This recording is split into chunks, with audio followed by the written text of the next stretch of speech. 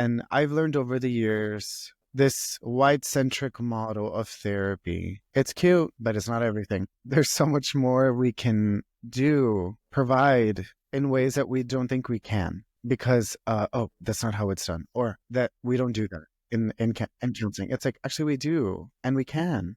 And how are you to know? You've never served my community, the community I serve. Welcome to Deconstructing Therapy, transforming therapy and the therapists who lead it.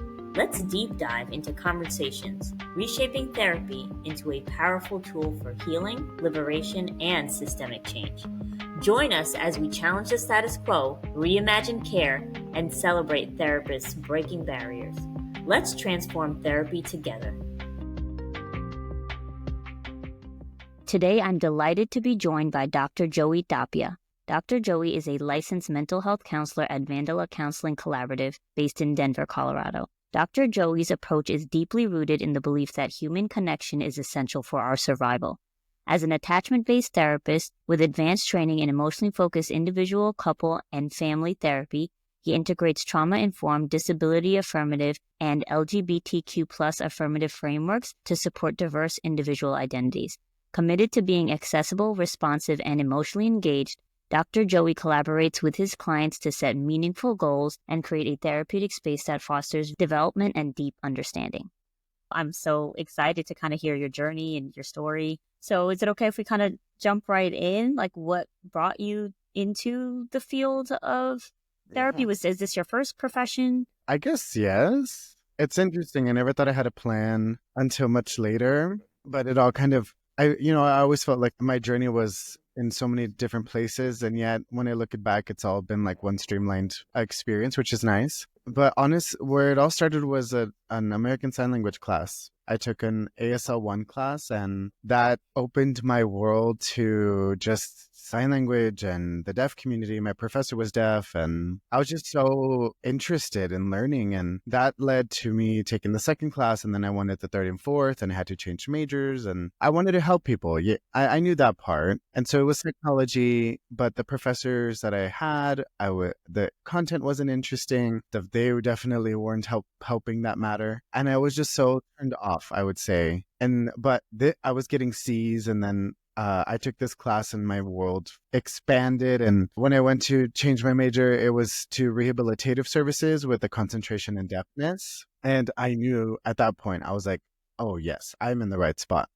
I loved every class that I took. I just was absorbed into learning how to support the deaf and hard of hearing community. And that propelled me to want to do rehabilitation counseling for my master's. And so I did that in North Texas. And I'm so glad I did. I knew I wanted to work with the deaf. Like, that's all I wanted to do. And so I ended up working over 10 years ago, actually. At this point, I ended up working as a vocational rehabilitation counselor where I had a full deaf and hard of hearing caseload, and it was incredible. I loved it. And working for the state, for anyone out there who, how hard it is. It was hard it was 12 years ago. So I can only imagine how hard it is now. Wait, let me slow down for a second, because this is it feels like a big shift to me. Like, the way you're talking about it felt like it's just organically, like I knew that was the place for me to go. But what do you think got fed for you when you shifted to working with the deaf community and learning sign language that felt missing when you were learning psychology? I just didn't feel like I had I knew I was going to school. I'm a first gen grad. And so I knew it was important. I had to do it, kind of thing. And I felt lost in that. I didn't feel excited. My GPA was literally a 2.0. I wasn't enjoying what I was doing. I never felt capable. And I think when I took ASL, I was able to piece this together much later. And when I was in my doc program, I think one of the reasons why I enjoyed exploring, engaging in American Sign Language and just the whole idea of expression, and expression being communication, was I didn't have to hide who I was. Like, as a gay man, like, I didn't have to suppress anything. It was needed. All of me was needed for communication to occur. Does that make sense? Yes. Oh, that's so beautiful. And it seems like you just knew it intuitively at the time, and you listened to that intuition, which is awesome. At 20, I had no idea, right? But much later, I was like, I really had to sit with, because I had to do a presentation on myself. And so I had to really reflect on it, and it came together, and I was just struck and felt I'm so happy that this happened, because I wouldn't be where I'm at currently had I not taken that one class. It sounds so liberating.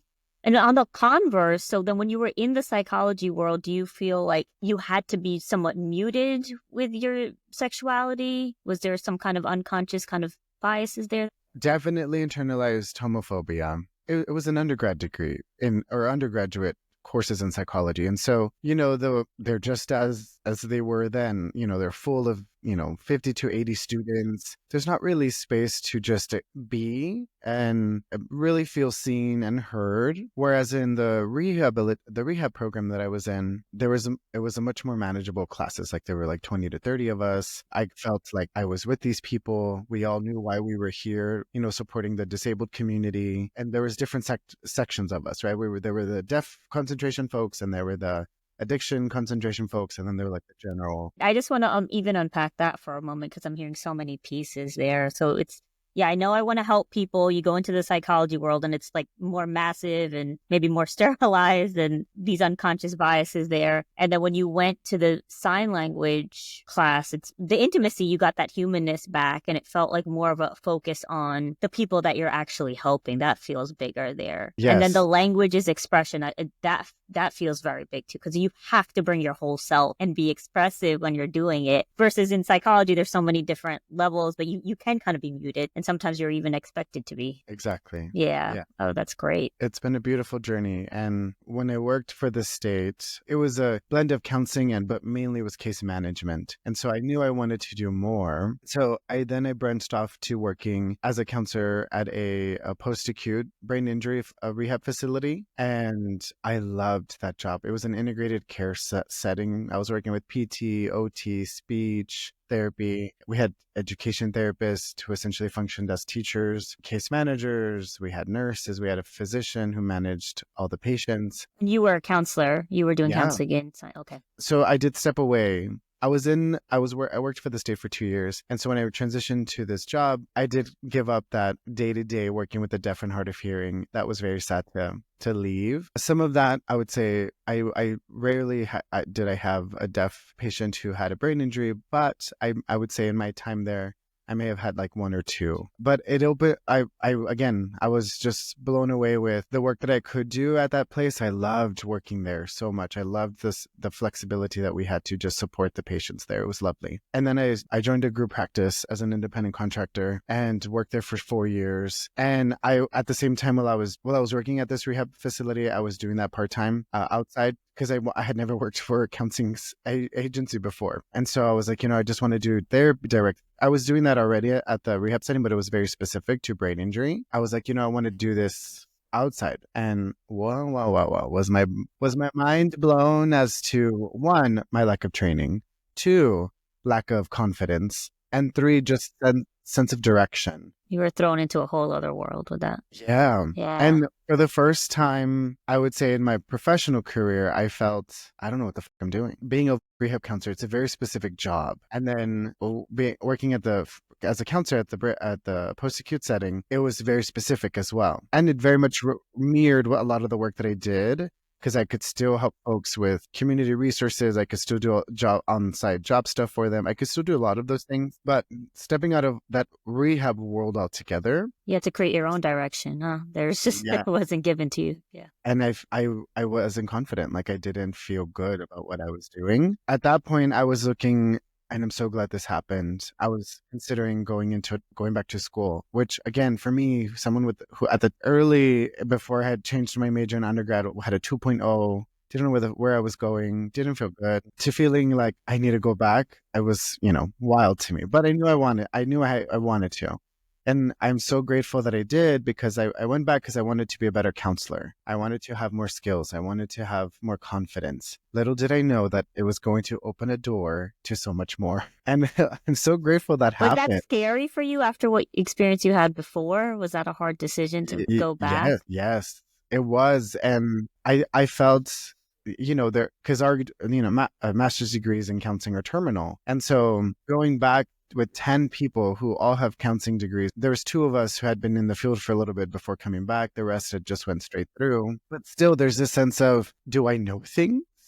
They seem to know a lot of things that I don't know. And I was the only rehab counselor. And so it would How that did you overcome all of that? Like curiosity. That is how I got through it. I was just so curious and genuinely, because I'd already found what I wanted to do, right? Like I had got there, had been doing it. I really wanted to learn. That is how I was able to overcome it. I just really wanted to learn. And I'm grateful for the faculty that I had because many of them fostered that curiosity to learn, made space for that curiosity, didn't shut me down, didn't shame me, didn't like, there was none of that. It was like, let's figure out what you have and let's go from there. And I'm so happy that you got that second experience that was so different from your first. Did you feel like you got to be you? You got to be expressive? Did you feel like you didn't? Yeah. Not only that, I got to work through internalized racism, internalized homophobia. Honestly, like I knew it was there, but I didn't really have words to express or explain it. And then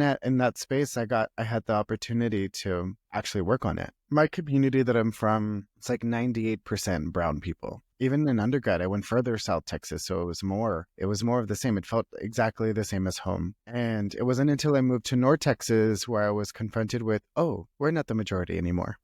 This is different. This is not what I thought, and I was confronted with a lot of messages around, what part of Mexico are you from? Or, you have an accent, and hearing those, I just always felt compelled to fit in. So my goal was to fit in as much as possible. That I would say impacted me in a negative way, obviously. The spaces I put myself in, the groups of people that I would hang out with, like it was all for the sake of being in connection, but the connection wasn't genuine. And they weren't real friends. It was your mask that was connecting with them. Absolutely. And it wasn't until, I had to confront these experiences that I was able to piece together how often I strived to be white, how often my goal was to become white, right? And like, obviously, as a brown man, that's not happening. But even with like my name, like I didn't like my legal name.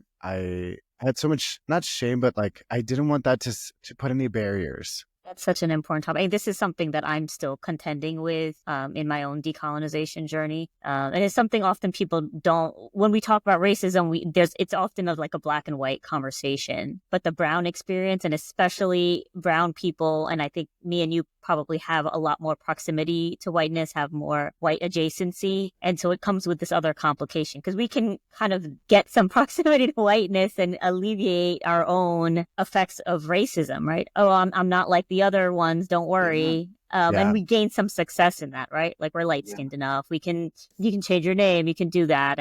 But you lose yourself in it. Absolutely. Yes. That sits with me. And all for the sake of connection. That was what drove me. That's all I wanted. But I would say there's some important people that I was on this journey with that always held true to their identity. They showed me that I didn't have to lose it to have connection, that I didn't have to minimize it to be myself. And I've never told them this. I should. Can you speak about that moment that you saw that modeled for you? Yeah, one of them, Monica Rodriguez Delgado. She always knew who she was. She came into the program. She was passionate about serving the Spanish-speaking community. She just was always trying to ensure that community was uplifted, that she was uplifting in our spaces that were so discriminatory, so minoritized and limited in resource. She always found ways to just really center them and then speak from her journey and her experience. And then the other person is Ana Guadalupe Reyes. I just remember a moment where I was self-conscious about my speaking Spanish around them. They had more fluency than I did. I remember making a comment early on before I really deconstructed all of the internal stuff, where I said, I just speak English with me. Look at that dilemma we're faced with, though, just as these, second generation children. It's like I'm not cultural enough for this group, and then I'm not white enough for this other group, and you're always stuck in this limbo. But I see the emotion in your face as you're talking about Monica and Anna, just that deep appreciation. What is that? Acceptance that you felt from them? What did you feel? I mean, definitely acceptance. But I think they just said, like, I feel emotional right now. This is so weird. Weird in the sense that I have just, the way it's all pieced together right now, it's just interesting. I thought I had to sacrifice myself, like who I was, to fit into this field, just fit in and to be around both of them. So just culturally embodied as themselves without giving a about anything. It was empowering. I think that's the word. Empowering to experience, to witness. I'm so grateful you got that modeled for you. Yeah. Because when we don't get that model for us, then we're just, okay, well, the only way to connect is to fully code shift and put on that white skin and just, you could be your full cultural self and still have connection. Yes, absolutely. And it was different. I was the only one in my entire family who had left our Latina community. And so I was hours away, and then I went further away being in Colorado. So I was And you're the first one who went to school too, is that right? First one who went to in college? my family, in my immediate family, yes. So yeah, there was all these new things and figuring out who I was and what that looked like. So they were crucial. They were actually, they played important roles to build a path for me to be able to continue to explore, to where when I came to Colorado, I moved here during the pandemic. So making friends was not going to happen in the same way. But when I was intentional with, I don't want the same type of friend groups that I once had, driven by this internalized racism, driven by this internalized homophobia. I had worked through that, and I wanted to have actual communities that were queer and were brown and were cultured in ways that just made me feel very connected to me. And I joined kickball. It was a gay kickball league, and I found a group that were incredible and coming from so many different backgrounds, like Cuban, Nicaraguan, Puerto Rican, Venezuelan, and all of us coming together, the intersections of being gay and also brown and also Spanish speaking, but from different cultures within that. It was what I was seeking. Can you tell me a little bit about your experience growing up? Did you have models of people who were Hispanic and gay? Not many. I'm the only one in my entire family on both sides that at least is out that I know. And so it was just me, little gay me. I dealt with bullying a lot for being gay, even before I would say I knew what that word meant. Seems like others were able to pick up on it. And so there was always something that they could see that I couldn't see right away. Like I knew that of myself, but I'm like, what are they seeing that gives them this signal, right? I didn't really come out until my late teens into my early 20s. Again, things you don't know. But when I did, it was met with a lot of love from my parents and my dad even saying, I wish you would have just told me sooner. I'm like, after this response, me too. Yeah, that must have felt so good. Oh, wow. Definitely very relieving. I was dating someone at the time. That's how we broached it. I said, this is who, this is them, this is us, And my entire family too. I didn't experience any form of otherness. It's never been a thing with my family. I am treated just like any other family member, which is lovely. Same with my friends. I know this is not the situation for many people. Similar to my friend group, I still have them. We've been friends for over 15 years. All it is love. And so I'm grateful for that. I mean, that definitely allowed me to propel myself into figuring out who am I as a gay person. But moving to North Texas, I think having experiences with certain groups of quote unquote friends and just this internalized message that I couldn't be my full self. Once I was able to do something with that, move through it, coming here to Colorado was much more intentional. And I'm just so grateful for the community I found. Moving to Denver, knowing what I was seeking and being able to find that. It was the community I've been needing and wanting for so long. Being so far away from home, they feel like family, and it's been beautiful. What was it about Denver? What was that intention around that? I was in Colorado Springs, and for those out there who know where that is, heavy military. There's so many different bases, from Space Force to Air Force to Army. There's a lot of transplants, but temporary transplants. They are just anti-everything. Okay, got it. Yeah. And the felt sense that we belong there wasn't quite there. Whereas in Denver, there's I live down the street from a mercado, from lots of Mexican restaurants. Like, it feels like there's enough of us here, if that makes sense. I feel good. Yeah, it's Yeah. so important to have that around us. You just feel that energy when there's more alignment. And I like that you were intentional about it because it's easier to lose yourself when you don't have a community around you. So can we talk a little bit about how you took this change in you of like, I need to be my full cultural self. Like, I don't want to lose that again. And even that journey is beautiful, right? Like, it was just, I need to connect. I need to connect. Like, I'll shove parts of me down in order to do that. And then, wait, I can do both. I need to hold on to me. Like, no matter what, I will move to another spot that allows me to hold on to me. How did you take that into practice? How did that shift you? How do you even utilize that now? I think once I was able to figure out how I lost myself, I was then able to be intentional with, okay, I need to stop resisting what I've been wanting, right? This sense of genuine connection. I had to figure out what that actually meant, right? I had to figure out, oh, it's not just, a group of gay friends. No, it's more than that. Or a group of gay white friends, right? It's more than, it's similar, right? In attachment, it's like the connection is there, the desire for it. It couldn't be from the same place of insecurity, of feeling like who I was not enough. It had to be who I am is enough, and who is around me, that should be mirrored and or amplified, right? And or experienced collectively. That was part of, I would say, the drive to make the decisions to move, be more intentional. So it's when you have that internal space of home and who I am is enough, you are able to really feel that in a different way. Other people need to see that and mirror that back to me, and that's my spaces. And if I don't see that, then that's okay. Keep moving. And I would say professionally too, finding bilingual therapists and have a group of women who I hang out with. We see each other every month or so. And we just get together, and they're, I would say, stronger, wiser others for me are just incredible women. I learned so much from them. Just being in their presence, I always leave feeling whole. I always leave feeling like I learned something. Even when that's not the goal. I'm not there to learn. I'm there to be with. And yet I leave feeling, oh my God. So I'm intentional about the groups I hold on to, and I don't want to let go and don't let go of. Again, I feel like part of that is because I left home. I left so far. I moved so far away from home. Finding those spaces helps me feel motivated, helps me feel like I belong, right? And helps me continue doing what I'm doing. The stronger, wiser other, I need to have those people around me. It's the same with the Monica and Anna that you had, and you kind of are trying to find similar things here. Is it hard to navigate that in the therapy world, like going to trainings, going to different spaces? We often don't have that, because that's something I'm still struggling with. Like, how do you navigate that? How do you hold on to yourself? Because you're speaking to something that's so important of like, you need that outside world also to mirror the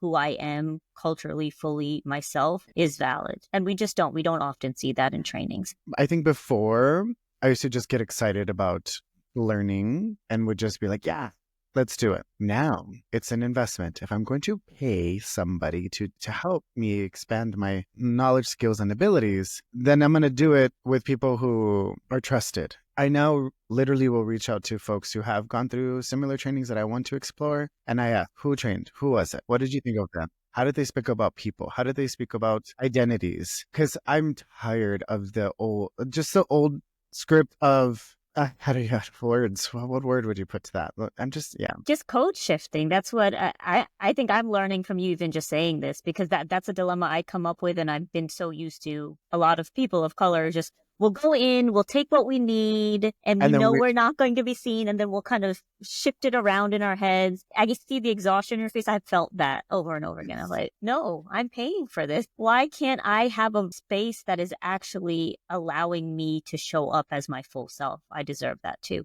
I found that last spring, I helped out at an EFT externship. I found this experience where for the first time, I even made a comment to the trainers. I was there as a helper. There is something to holding some little power when I go to these spaces now, because I'm a faculty member. And so a lot of my students who are interested in EFT, and they learn about it from me because, they need to have this knowledge, right? I experienced this last year where I felt seen. I felt like I belonged at a training of all places, which has never happened before. But it took intention, and the trainers were so intentional about creating the space. Trainings, most folks pay for the content. Most folks can get by with just getting what they need and going. But there's something about the model of emotionally focused therapy where there has to be intention, because the spaces that you're taking us into are vulnerable. The spaces that you're having us explore are vulnerable. There is a difference there because it's so experiential. You can't not have your full self there. You can't, because then you don't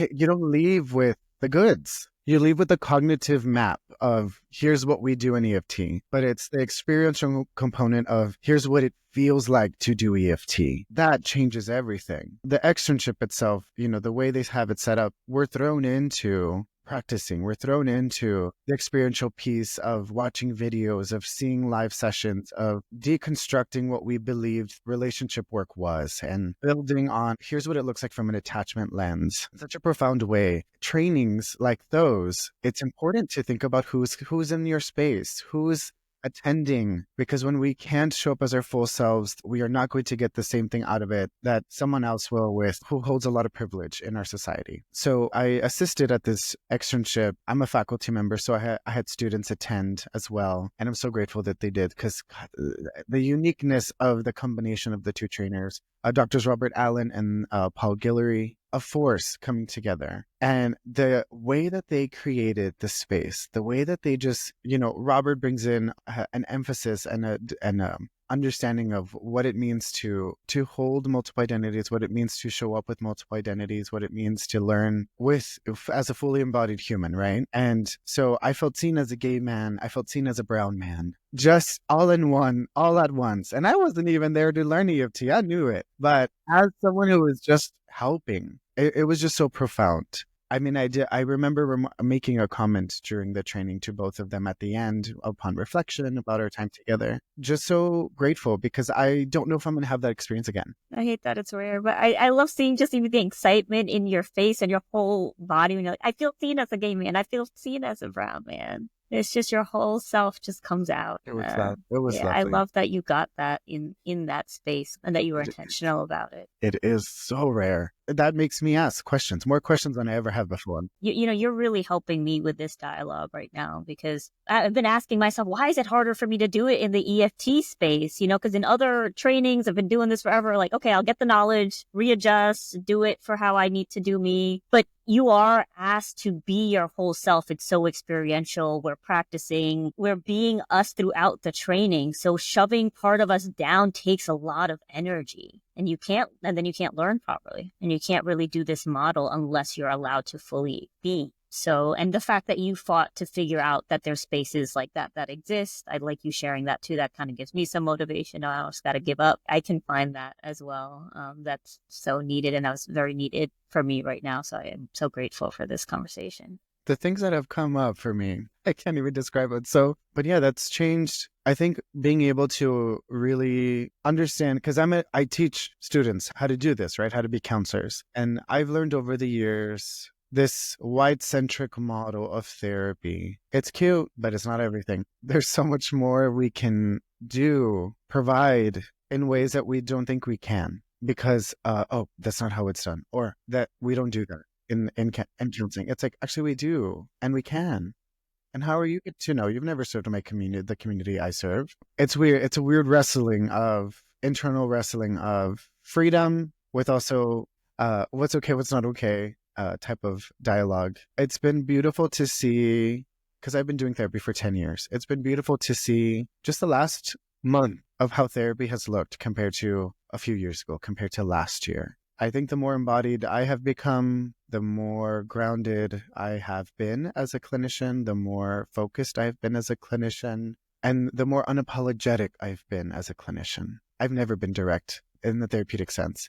I am such a direct person now, but I do it in an embodied way that is from compassion, that is from understanding, that is from care. That has changed how I do work. Because that's who you are as a person. And so when you're holding back those opinions, you're actually not doing them a disservice, right? Oh, I'm going to just sit here and be that model of what you think a therapist has to just be soft and constantly validating. It feels like layers and layers where you just found yourself deeper and deeper and deeper, and you're seeing it. You're seeing the difference in your students and your clients. And within myself and relationships, it has been something that I've continued to figure out how to carry out in other spaces. Because to be anything else than myself is not acceptable anymore. I'm about to be 35. No more. To be anything other than myself is not acceptable anymore. That's your guiding star. I think that's just the most wonderful takeaway from today. And another piece that I'm taking, because I'm on that journey as well, but it's how intentional you've been around your environment. Because you can do a lot of, I'm going to hold on to me, and it's not, I have to always be myself. But when you don't have those mirrors around you, you get lost. You need community, you need connection as well. You can't just be as centered as you are in yourself and then be in environments where you're not seen and appreciated and accepted. You're helping me take away things too. Just the dialogue I'm sharing all this, and then as I share it, I'm hearing myself, and just the continued need to hold true to you, to myself, to us as people. And I think the gratefulness is, I need to communicate that more when it comes up, like to the people that matter, that have helped my journey. They need to know their role. I mean, I think you're one for me today. So I do appreciate, and you don't even know the context I'm living in, but the universe has kind of brought some of the stuff you said to me today to me. I think it came at the perfect time. I appreciate you. Any other takeaways you want to touch on, and also just maybe mention where people can find you? So I have a private practice. It's called Vanda Counseling Collaborative. It is a virtual / in-person now practice. I'm just brought on 2 supervisees as independent contractors. So more to come, but you can go to vandacounseling.org to learn more. I serve clients in Colorado and in Texas, in Spanish, in English, and American Sign Language, and doing relationship work, family work, individual work, now with the office play therapy. I have some deaf clients, and I'm interim president of, it's called DOVE, Deaf Overcoming Violence Through Empowerment. It's a nonprofit for the state of Colorado that supports survivors of intimate partner violence and sexual assault. So I serve on the board of directors, and it was part of my goal of trying to plug into the community in a different way outside of direct service to more organizational support. And it's been really lovely to connect in a different way. Wonderful. Oh, I love how you're still holding on to all the pieces. Look at you being your whole self all the time. That's beautiful. Okay. And we'll put all that in the show notes of that organization. Thank you so much. I hope we don't go another years without talking to each other. Please, let's not. Join the movement and keep the conversation going at deconstructingtherapy.com.